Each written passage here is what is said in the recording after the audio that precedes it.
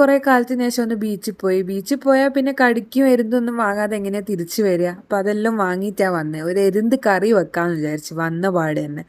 അങ്ങനെ രാത്രി തന്നെ എരുന്തിലേക്ക് ലേശം ഉപ്പൊക്കെ ഇട്ട് നല്ലോണം തിരുമ്മി കഴുകി. നമ്മൾ ഷെല്ലോടെയാണ് കറി വെക്കുന്നത്. അപ്പോൾ പിന്നെ നല്ല വൃത്തിയാവണമല്ലോ. കേടായ എരുന്തൊക്കെ എടുത്ത് കളഞ്ഞ് ബാക്കി നല്ലോണം മഞ്ഞളിട്ട് വേവിച്ചെടുക്കാമെന്ന് വിചാരിച്ച്.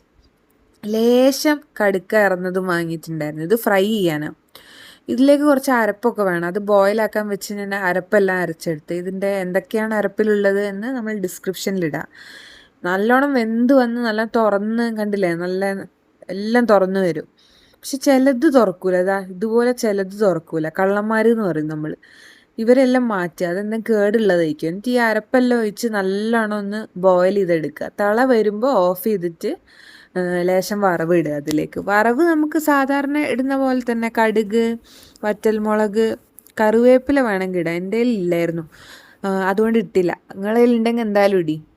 അപ്പോൾ ഇതാ സംഗതി റെഡി. നല്ലോണം മിക്സ് ചെയ്താൽ നമ്മൾ എരുന്ത് തേങ്ങ അരച്ച കറി റെഡി. ട്രൈ ചെയ്ത് നോക്കൂ. Bye bye.